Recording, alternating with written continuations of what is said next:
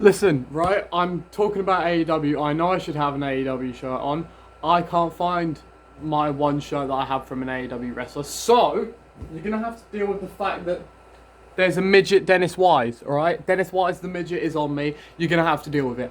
I am going to quickly talk about how I would debut CM Punk in AEW. And now I know I don't normally talk about wrestling on this channel, but I don't care. Also, the fedora is still fucked. So, you're going to have to deal with a barnet, I'm afraid.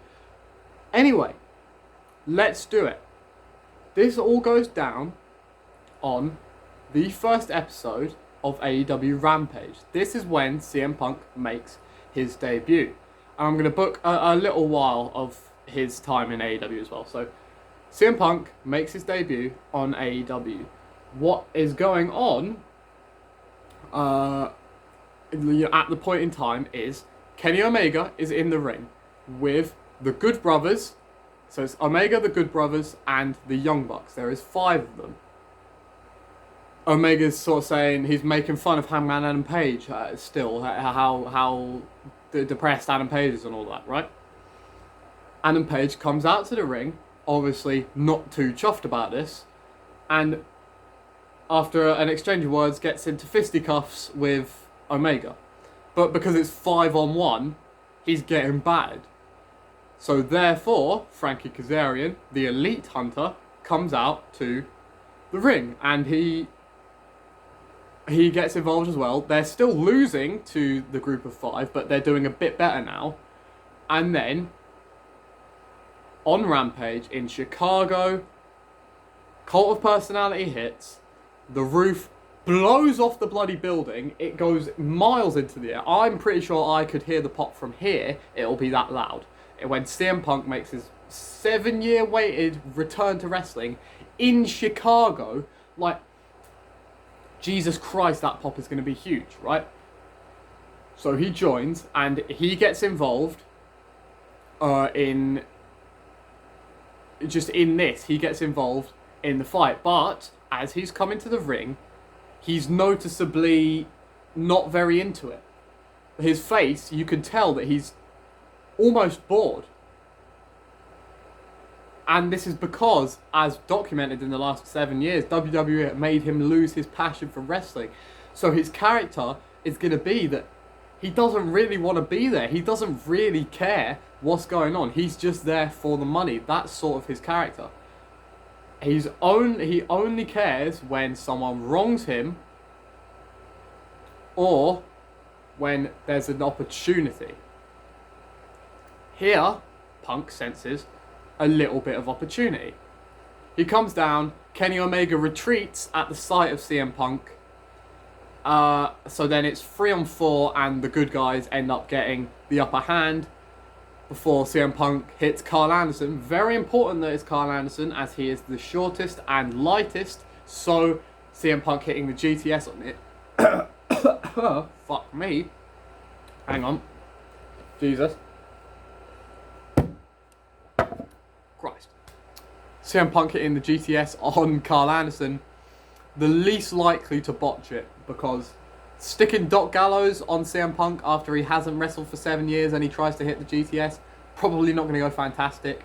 Carl Anderson is lighter, easier to do the move on. And then the last image of the show of Rampage is CM Punk is sitting in the middle of the ring with a clearly injured Hangman Adam Page who can't make it to All Out, as is what's happening in real life already. Kenny Omega is now taking on Christian Cage at All Out. Hangman Adam Page has been beat up so badly that he is injured and he can't make it to All Out, being held up by Frankie Kazarian in the corner, and CM Punk sitting in the middle of the ring, cross-legged, looking directly into the camera. And then the show ends, right? Now, we move to AEW All Out, where there is a tag team match between the Good Brothers, Carl Anderson and Doc Gallows. They take on Frankie Kazarian and CM Punk. CM Punk's first match back is a tag match because he hasn't wrestled in 7 years. You don't want him being rusty as shit and then having to put on a singles match. It's not going to go well. It's just obviously not going to work. You don't do anything for 7 years and you'll be rusty. It's obvious, right? So this is what you do. Frankie Kazarian does most of the work in the match, but CM Punk comes in, gets the hot tag, and he just wins. Punk just wins. He shows that he is a big star. He comes in, Frankie Kazarian has been beat up by the Good Brothers for so long, but Frankie Kazarian gets the hope spot, he takes out Doc Gallows, gets the hot tag to Punk, Doc Gallows tags in Carl Anderson, and Punk goes off on Anderson, hitting all his iconic moves. He hits the knee in the corner, followed by the Bulldog. He hits the Macho Man Randy Savage elbow drop that he used to do. He cinches in the Anaconda Vice at one point, and it looks like Anderson is going to tap before Gallows just about gets up and breaks up the hold. But it's not for very long, because Frankie Kazarian is immediately back in to hit Gallows with a clothesline where they both go over the ropes and out of the ring. Punk then gets up, hits the GTS on Carl Anderson, beats him, 1, 2, 3, and Punk wins on his first match back and looks like a star. Despite probably not being able to wrestle very well because of his rustiness, he still looks good. That is very important. Then, after the match, Punk is the only one left standing. Kazarian and Doc Gallows are flat out on the outside of the ring. Anderson is flat in the ring. He rolls outside, and Punk is just left standing in the ring. Out comes Kenny Omega with Don Callis, not the Young Bucks, because the Young Bucks, in my mind, have lost a match earlier on to Proud and Powerful and have lost their tag team championships. They're beaten up. They don't want to come out here. They've got their own thing, right? So it's just Omega and Callis. Omega gets right in CM Punk's face, right up, holding the AEW championship. He hasn't had his match with Christian Cage yet, but he's holding the belt. He's not even paying attention to his match with Christian Cage. He doesn't care. He's so confident that he'll beat Christian that it doesn't even matter. He's out here focusing on Punk. But Punk doesn't care. Punk just walks away. Before Omega can even get a microphone and talk to him, he walks away, he goes up to the top of the ramp, he does his little X thing, and he goes to the back. And Omega is there, noticeably confused, and so too is Don Callis, and they retreat to the back as well. Now, over the next few weeks, Hangman Adam Page, that we don't see Punk. He's not on the show over the next few weeks, because he doesn't need to be. He doesn't care what's going on. There's nothing there for him at the moment, so he's not on the show. Omega, however, is on the show, and he is talking about Punk non-stop. He is fixated on Punk. He's beaten Christian Cage at All Out, like he knew he would. He's fixated on beating the best in the world, CM Punk, to get the validation that he needs, that he is the best. So much he is fixated on Punk that he doesn't even really notice when Hangman Adam Page, after a couple of weeks not being seen, comes back. He says to management, give me one more shot at becoming the number one contender and becoming the AEW World Champion. And if I fail to do those two things, then I will leave All Elite Wrestling. He is granted this opportunity. He beats Rey Fenix in a number one contenders match. Rey Fenix will always put on an entertaining match. Rey Fenix probably has his own story going on, which I might do a video on saying what it is. But Phoenix is shunted in here. They have a great match. Hangman Adam Page comes out victorious. He is the number one contender. He will face Kenny Omega. It's not on pay-per-view.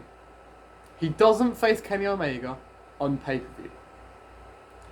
Kenny Omega won't allow Hangman to face him on pay-per-view.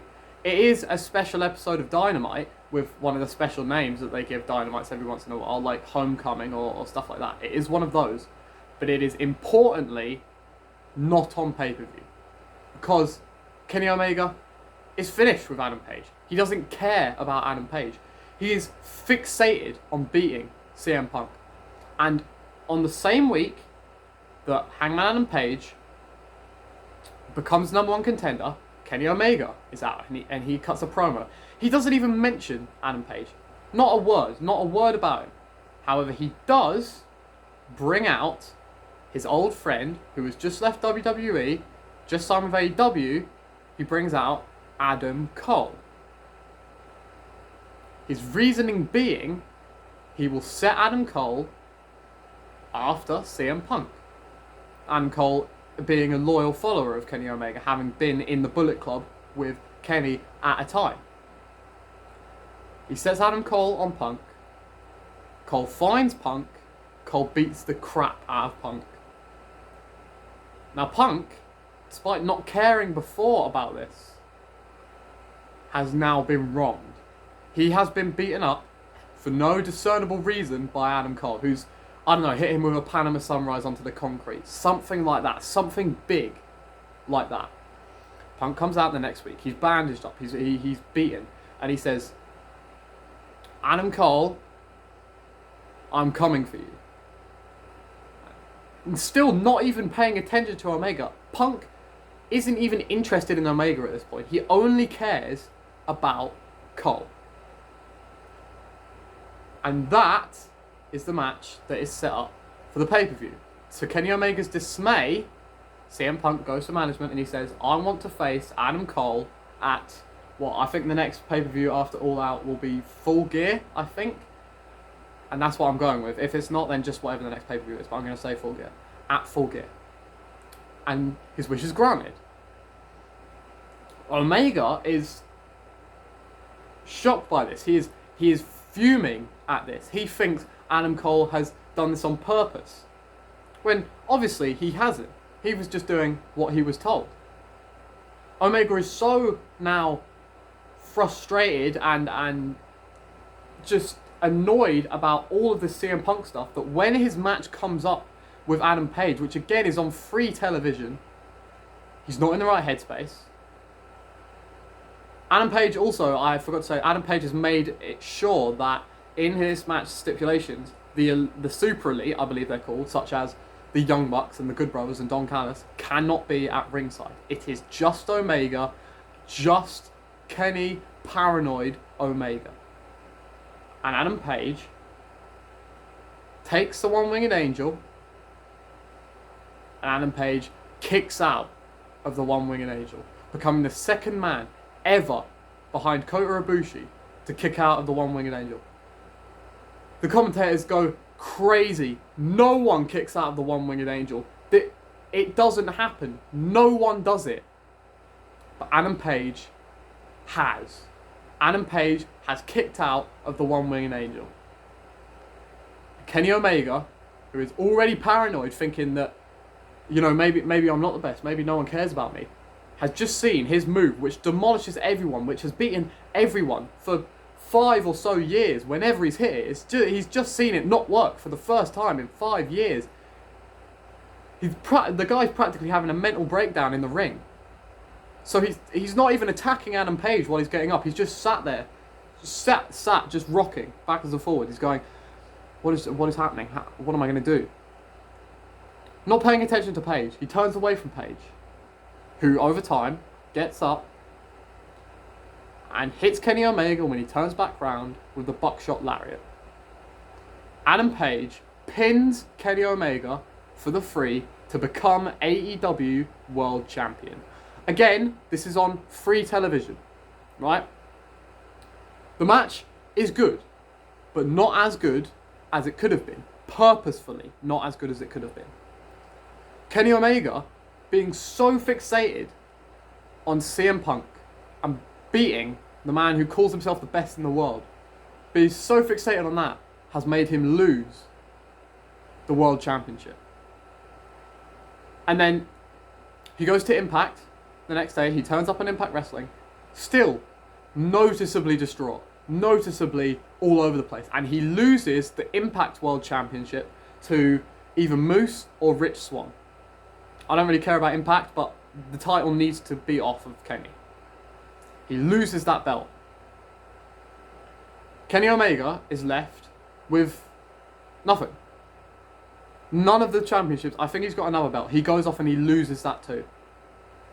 He's left with nothing. The Super Elite, in the span of 4 weeks, after building themselves up to be this massive, unbeatable force for months, have lost the tag titles, and Omega has lost the 2 world championships that he held because of his paranoia and his greed in wanting to beat Punk. But now, no, he's not settling for this. Don Callis is not settling for this. He goes to management and he demands Kenny Omega gets his match at All Out against Adam Page. He gets his rematch. So now, from this, we have, at the pay-per-view, Full Gear, we have Adam Cole taking on CM Punk in a match which CM Punk wins. Very important that CM Punk wins.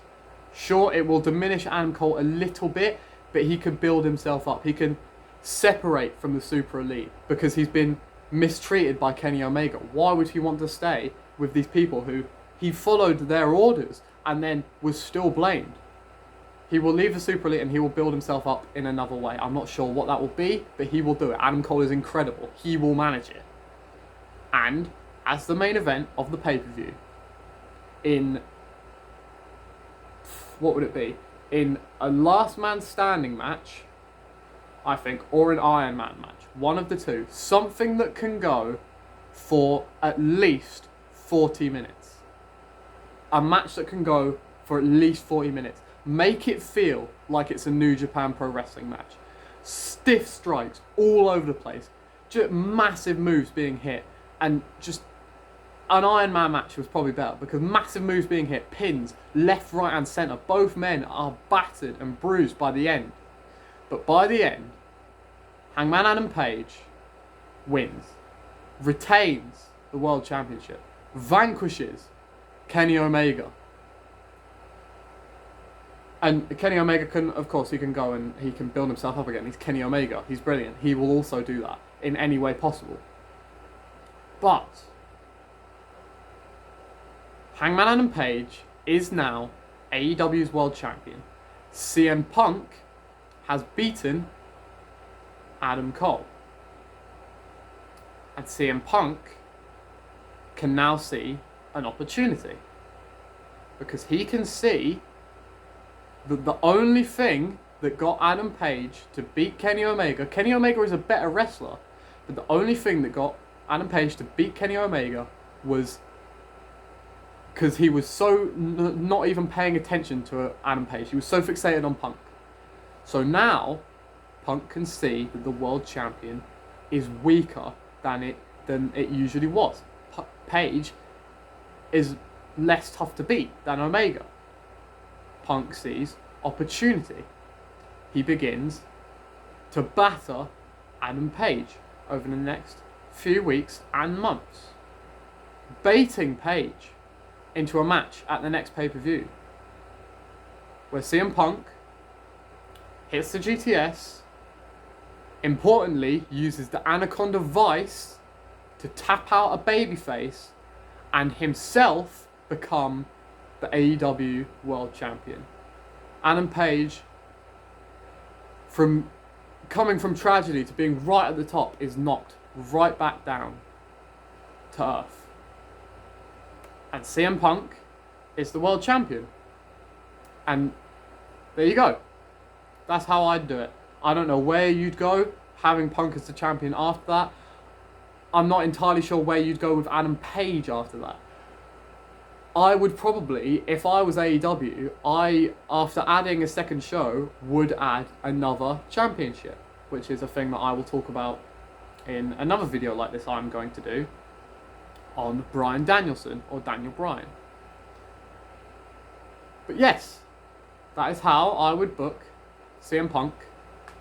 CM Punk's debut and his first little stint with AEW. If you liked it, cool. If you didn't like it and you want to book it, do it in the comments. No one will watch it, so I won't have to read any. Brilliant. But yeah, there you go. On 20 minutes, I'll see you sods later.